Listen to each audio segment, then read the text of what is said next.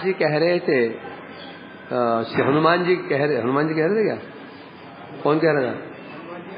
हनुमान जी नारद जी कह रहे थे कि आप जो कह रहे हैं कि मैं भगवान के अति कृपा पात्र हूं, ठीक है, कह रहे हैं, परंतु मुझ पर जो कृपा भगवान की है और जो कृपा पांडवों के ऊपर है, तुलना किया जाए वो तुलना ऐसे जैसे धूलिकण की तुलना एक सुमेरु पर्वत से नहीं हो सकती, वह तुलना संभव नहीं है। क्योंकि बाल्यावस्था से ही भगवान ने किस प्रकार से पांडवों पर कृपा की, दो प्रकार से, एक परोक्ष कृपा, एक प्रत्यक्ष कृपा। परोक्ष कृपा क्या थी? पांडवों को विभिन्न प्रकार की विपत्तियां प्रदान कर उन विपत्तियों के द्वारा उनके धैर्य को, धर्म को, यश को, ज्ञान को, भक्ति को, प्रेम को प्रकाशित किया, ये कृपा थी। ये थी परोक्ष कृपा। परोक्ष क्या होता है? पर अक्ष, मतलब जो हमें दिखाई नहीं पड़ती। आप बता रहे प्रत्यक्ष कृपा क्या थी? सारथ्यम पार्षदत्वं च सेवनम मंत्री दूतते वीरासनानुगमने चक्रे स्तुति नतिरपि। प्रत्यक्ष रूप से भगवान पांडवों के कभी सारथी बने, पार्षद बने, सेवक बने, मंत्री बने, दूत बने और प्रहरी बने, यहां तक कि अनुगमने, पांडवों का अनुगत्य भी किया, यहां तक कि स्तुति नतिरपि, यहां तक कि भगवान ने पांडवों की स्तुति भी की, उनको प्रणाम भी किया। भगवान ने प्रणाम किया पांडवों को। क्या भगवान पांडवों को प्रणाम करेंगे या नहीं करेंगे? क्योंकि युधिष्ठिर महाराज बड़े हैं उम्र में कृष्ण से, इसलिए उनको प्रणाम। भीम भी उनसे उम्र में बड़े हैं। भीम युधिष्ठिर उम्र में कृष्ण से बड़े ही हैं, इसलिए उनको प्रणाम करते थे। और जो छोटे वालों को स्नेह, बड़ों को प्रणाम। इसलिए युधिष्ठिर महाराज कृष्ण क्या बोलते? बड़े भ्राता कहा करते थे। इसलिए कह रहे हैं उनको प्रणाम भी किया, स्तुति की भी, उनको नति बने, उनको प्रणाम भी इत्यादि भी किया। ये चल रहा था हमारा। कैसे बता रहे हैं यहां पर? मंत्री बने।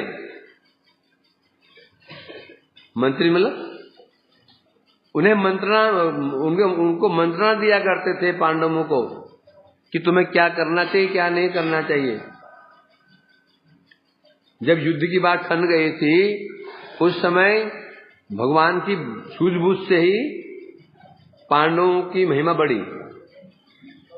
पांडव युद्ध करने के लिए तत्पर थे। कृष्ण ने क्या कहा? नहीं, ऐसा नहीं, प्रथम प्रहार उन्हें करना चाहिए। युद्ध की शुरुआत तुमसे नहीं होनी चाहिए, उनसे होनी चाहिए, क्योंकि यदि शुरुआत उनसे होती दोषी वो माने जाएंगे। तुम यदि युद्ध प्रारंभ करते हो, दोष तुम्हारा माना जाएगा। भगवान जानते थे कि जो मैं ये संदेश लेके जा रहा हूं, इसको दुर्योधन मानेगा नहीं मानेगा इसको। भगवान है, यदि मानना भी चाहे भगवान उसको मानने भी नहीं देंगे। भगवान चाहते नहीं कि वो शांति हो। चाहते क्या? शांति चाहते हैं? नहीं, वो चाहते हैं कि सबका विनाश हो। जैसे आडम्बर है किसका? कृष्ण का ही है। ये युद्ध नहीं होगा तो जितने असुर दुष्ट प्रवृत्ति के लोग हैं, इन्हें कहां खोज के मारूंगा मैं। युद्ध हो जाता है, उस युद्ध के मैदान में जितने पापी तापी हैं सब जमा हो जाएंगे। इसलिए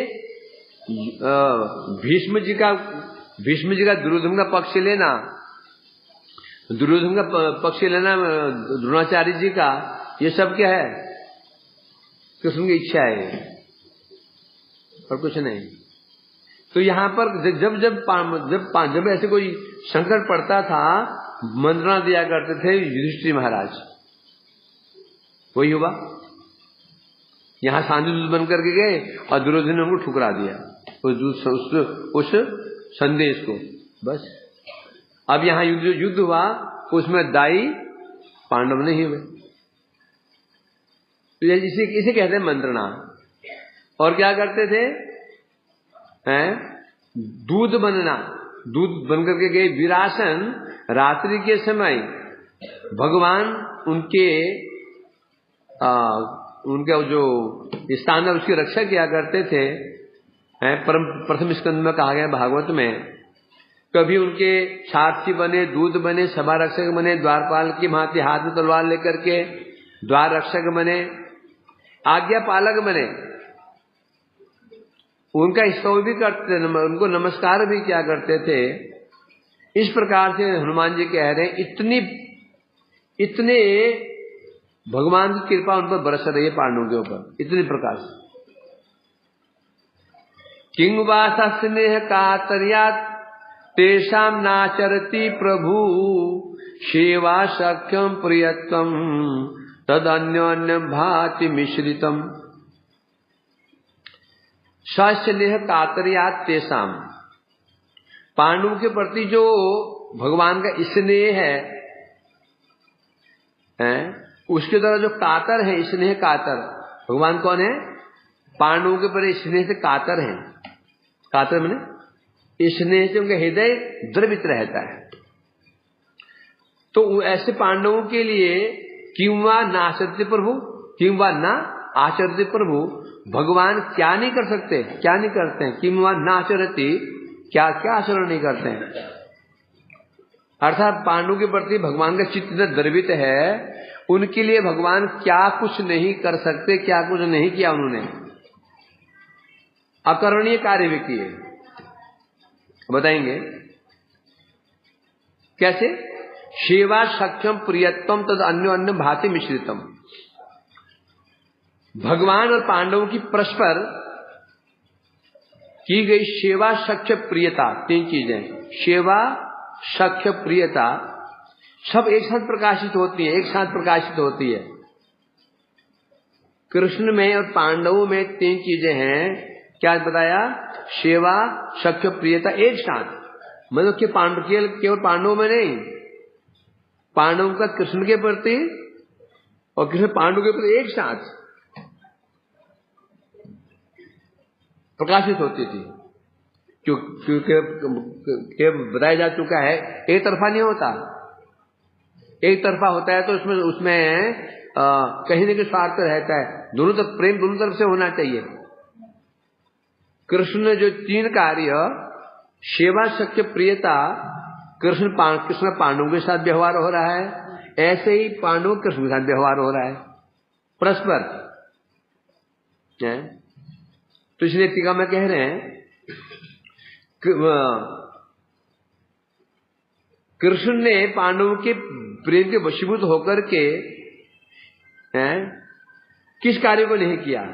कौन सा कार्य नहीं किया? मतलब कौन से कार्य नहीं, कौन से कार्य नहीं किया? क्वेश्चन मार्क लग गया।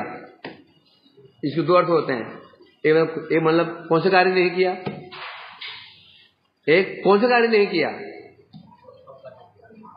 है? तुमने कौन सा कार्य नहीं किया? तुमसे कौन सा कार्य नहीं किया? मतलब कुछ काम बच गया, या फिर तुमने कौन सा कार्य नहीं किया? मतलब तो तुम छोड़ा ही नहीं, सब कर दिया।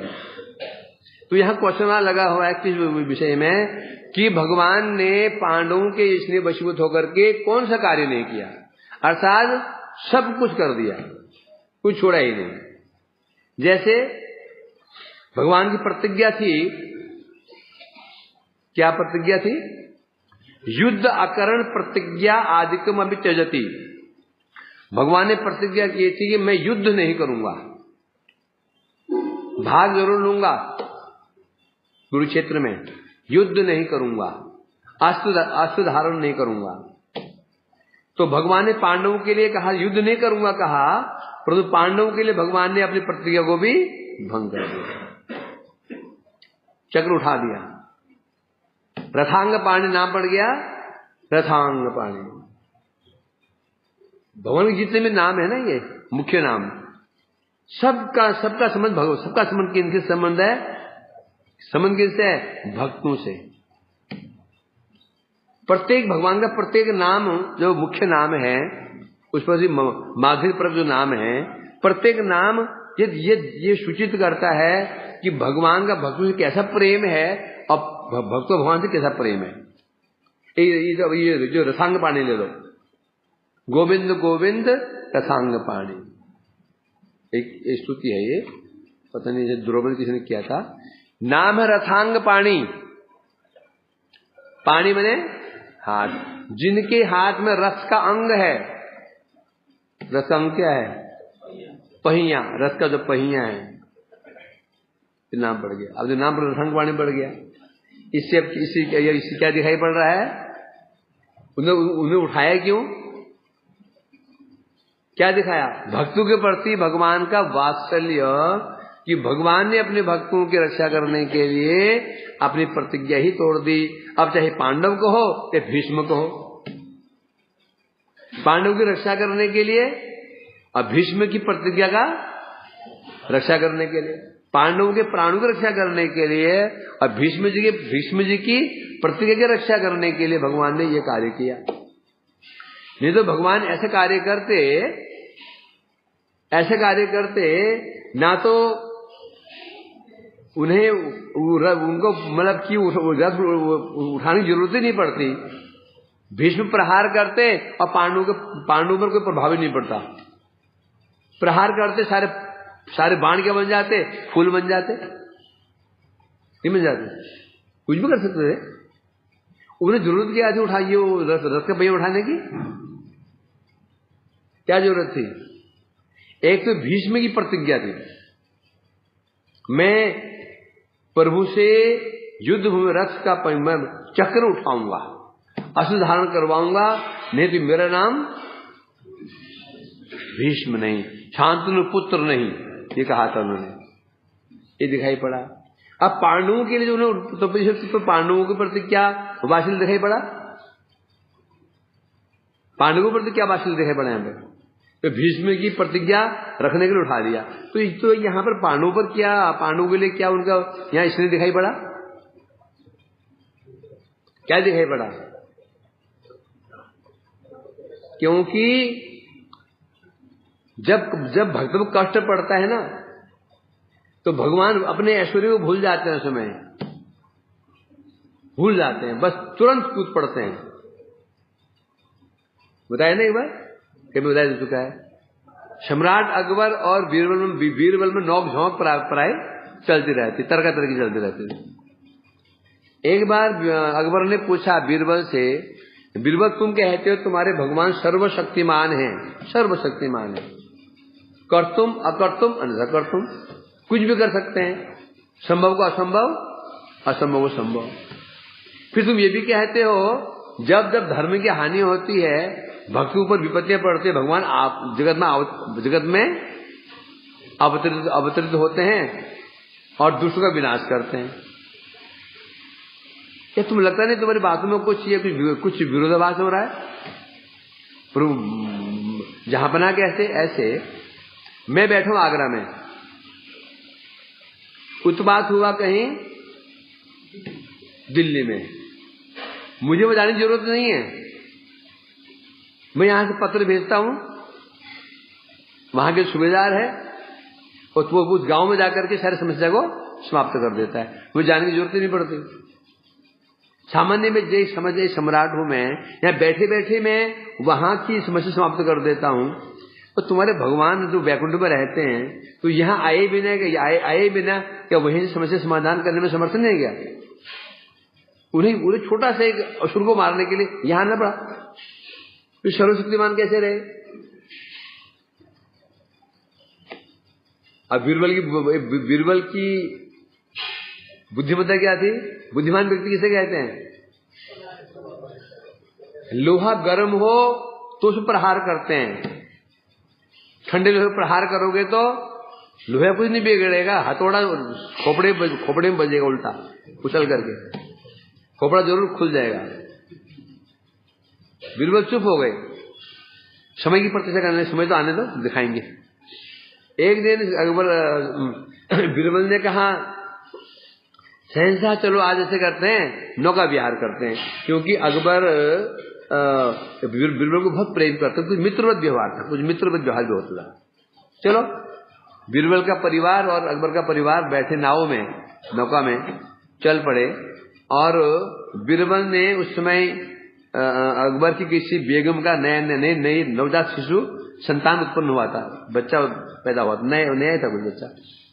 तो वैसे पुतला बनाया, छिपा के रख लिया नाव में, और जिस तरफ उसकी बेगम में बैठी हुई थी, बीरबल उसी ओर बैठे, उसी साइड में बैठे, और दूसरे अकबर बैठा हुआ है। बीच में वार्तालाप हो रहा है, बातें चल रही हैं, यमुना जी के बीच में बातें चल रही है, घूम रहे हैं, आनंद सब डूबे हुए हैं। अकस्मात अकबर ने वो पुतला था, बीरबल ने पुतला पानी में फेंक दिया। जैसे कपड़ा उस बच्चे को उड़ा करके उसकी बेगम गोदी में लिए बैठी थी, वैसे कपड़ा उड़ा रखा था उन्होंने उस पुतले को फेंक दिया। अकबर सोचे मेरे बेगम के हाथ से मेरा बच्चा गिर गया, उसने पानी में छलांग लगा दी। अकबर ने वो पुतले को बाहर निकाल के ले आया, बड़ा गुस्सा है उसको। तो बीरबल ने पूछा, क्या हुआ, आप पानी में कूदे क्यों? अरे मैं समझा मेरा बच्चा गिर गया, तो मैं तो यहाँ हूं ना, मैं हूं यहाँ पर अच्छी तैराक, आपके कई मंत्री यहाँ आपसे अच्छी तैराक भी यहाँ होंगे, आपने हमें आदेश क्यों नहीं दिया? मेरा बच्चा गिर गया, कूदो। बीरबल, मेरा बच्चा गिर गया, उसको बचा के लाओ, क्यों नहीं बोला आपने? आप क्यों कूद पड़े? अरे मेरी बुद्धि ने काम नहीं किया, मेरा बच्चा गिर गया, मैं तुम्हें आदेश दूंगा, मेरी बुद्धि ने काम नहीं किया। तो बीरबल ने कहा, आपको उत्तर मिल गया? कौन सा उत्तर? आपने कहा था ना एक दिन, आपके भगवान सर्वशक्तिमान है, जब भक्तों की विपत्ति पड़ती तो यहां क्यों आते हो? वहीं से किसी भेज देते। अर्थात भगवान सर्वशक्तिमान तो है, जब भक्तों की विपत्ति पड़ती है भगवान, फिर कुछ उनको ईश्वर नहीं रहता, और भागे स्वयं ही कूद पड़ते हैं, जगत में आ जाते हैं। इसे कहते हैं भक्तवास। तो इसलिए कह रहे हैं यहां पर, तो भगवान ने पांडवों के लिए क्या कुछ नहीं किया, युद्ध नहीं करो कहा, युद्ध किया, और विशेष रूप से क्या पांडवों की रक्षा करने के लिए, भीष्म आदि से उन्हें बचाने के लिए अस्त्र धारण कर लिया, रथ का पहिया उठा लिया है। अब यहां प्रश्न कर रहे हैं, यदि कहो, मानो नारद जी ने कहा हनुमान जी भगवान तो भगवान है, सबके प्रिय है, भगवान है, जगतपति जगत पिता भगवान है, तो उनका सबके साथ क्या व्यवहार होता है? सौहार्द भाव रहता है। पिता के पांच पुत्र, 4 पुत्र, जितने पुत्र होते हैं, पिता का सबके प्रति स्नेह रहता है। उसी प्रकार से भगवान तो भगवान है, अतः भगवान का सबके प्रति स्नेह तो स्वाभाविक रहता है। तो इन पांडवों के ऊपर क्या विशेष बात कैसे हो गई? किंतु बता रहे यहां पर, तुच्छ मरणशील देहधारी के प्रति उनका विश्वास क्या, सेवा ही किया। सामान्य एक जो मरणशील व्यक्ति होते, बद्ध जीव होते हैं, मरणशील होते हैं, उनके प्रति भगवान का विश्वास हो और सेवा ही किया। देह नाशमान है, ये देह नाशमान है, इसकी सेवा ही किया, इस पर विश्वास ही किया। तो उसी उत्तर में कह रहे हैं कि भगवान जो भक्तों से प्रेम करते हैं, वो उनकी स्ववृत्ति मरते देह के संबंध से प्रकाशित नहीं होती। भगवान जो भक्तों से प्रेम करते हैं, या भक्त भगवान से प्रेम करते हैं, वहां पर ये जड़ देह का प्रश्न वहां पर नहीं होता। भक्त भगवान से प्रेम करते हैं, वो जड़ देह के लिए नहीं करते हैं, और भगवान जो भक्तों से प्रेम कर रहे हैं, वो भी उनका भी जड़ देह के लिए नहीं कर रहे हैं वो, बल्कि भगवान जड़ देह को छुड़वाते हैं। जड़ देह थोड़ी नित्य है ये, हैं। तो वास्तव में उनका उद्देश्य क्या होता है? भक्तों को जड़ देह से छुड़वा करके अपने धाम ले जाना। जगत में जो माता पिता किसे प्रेम करते हैं वो सारा खेल किसको लेकर होता है? जड़ देह को लेकर होता है। मतलब ये मेरे पास में रहे, मेरी सेवा करे, मेरा स्वार्थ पूरा हो, इससे ये संबंध होता है। वो भगवान का उद्देश्य क्या होता है? भक्तों को, अपने भक्त को इस जड़ देह से उठा करके अपने धाम ले जाना। और भक्ति भी जो भगवान से प्रेम करता है वो क्यों करता है? आत्मा के लिए, अर्थात मेरा आत्मा कल्याण हो, मुझे धन मिल जाए, मेरा शरीर अच्छा हो जाए, मेरे परिवार मिल जाए, इसलिए नहीं करता। ना भगवान करते हैं ना भक्त करते हैं। भगवानी भक्ति में प्रेम करते हैं, उद्देश्य ये नहीं होता कि संसार में पड़ा रहे। ये कहा ना उन्हें, यशा अनुग्रहणामी हर्षित धन से नहीं, जिसमें मैं कृपा करता हूं तो दूसरा धन हरण कर लेता हूं। सिद्ध क्या हो गया? भगवान की कृपा जड़ देह के नहीं होती। वो नहीं चाहते मैं धन दे दूं और संसार में ये रस बच जाए, नहीं। वो तो कहते मैं उसका धन उसका हरण कर लेता हूं। कहा ना, गया श्लोक में। अर्थात भगवान का जो प्रेम भक्तों से होता है, उनका भी लक्ष्य होता है भगवान जो जो, जो, जो, जो, जो इस देह में जो आत्मा है, इस देह में, इस मनुष्य देह में जो आत्मा है, उनका प्रेम आत्मा के प्रति होता है, देह के प्रति नहीं होता। और भक्त भगवान से प्रेम करता है वो भी देह के लिए नहीं करता, वो किस लिए करता है? आत्मा के लिए करता है। हे भगवान, मुझे सुंदर बना दो, मुझे धन दे दो, आराम से मजे में रहूं, नहीं। इसे कह रहे हैं यहां पर कि भगवान का प्रेम भक्तों से, और भक्त का जो प्रेम भगवान से होता है, और जड़ देह संबंध नहीं होता है। इसे कह रहे हैं यहां पर सेवा के बिना सख्य, और सख्य के बिना प्रियता नहीं होती। बड़ा विचार है इसमें। 3 चीजें: सेवा, सख्य, प्रियता। सेवा, सख्य, प्रियता। अब सख्य कब कहते हैं? सेवा। यदि सेवा नहीं तो सख्य नहीं है, और सख्य नहीं तो प्रियता नहीं है। सख्य नहीं, प्रियता नहीं है, क्योंकि प्रेम का आधार क्या होता है? संबंध। संबंध रहित प्रेम नहीं होता। संबंध रहित जो प्रेम है, संबंध रहित नहीं होता। मेरा इससे बहुत प्रेम है, मैं क्या पूछूंगा? ये जो ये सामने खड़ा है ना, लड़का खड़ा है, मैं इसे बहुत प्रेम करता हूं, मैं क्या पूछूंगा? क्या लगता है? ये सामने स्त्री खड़ी है ना, और मैं बहुत प्रेम करता हूं, क्या लगती है? ये बुढ़ा खड़ा है ना, ये वृद्ध व्यक्ति, क्या लगता है? बच्चे है ना, बहुत प्यार करते, क्या लगता है ना? इसलिए कहते हैं यहां पर सेवा के बिना सख्य नहीं होता, और सख्य के बिना प्रियता नहीं होती। सख्य है, सेवा करेंगे तो सख्य भाव होगा, सख्य होगा तो क्या होगा? उस संबंध से प्रेम प्राप्त होगा। यदि हमारा संबंध किसी हमारा संबंध नहीं है, सेवा कर जा रहे हो, जैसे एक शेठ जी कोई गरीबों को कंबल देते हैं, भोजन खिलाते हैं, उन्हें आनंद नहीं होता। एक शेठ जी देखा ना, ये बड़े बड़े खिलाते हैं, उनको खिलाने, उनका आनंद क्यों नहीं होता? वो संबंध ही नहीं है। अपने बेटे के लिए केवल एक खिलौना, एक खिलौना है, खिलौना झुंझुनू देता है तो आनंद हो जाता है। बोला क्यों? वहां पर संबंध था। तो सेवा, सख्य और प्रियता तीनों एक साथ आएंगी। तो कल इसको अब दिखाएंगे इसमें कैसे पांडवों का कृष्ण के प्रति है सेवा, सख्य और प्रियता, और भगवान का पांडु के प्रति है, पांडवों का कृष्ण के प्रति है।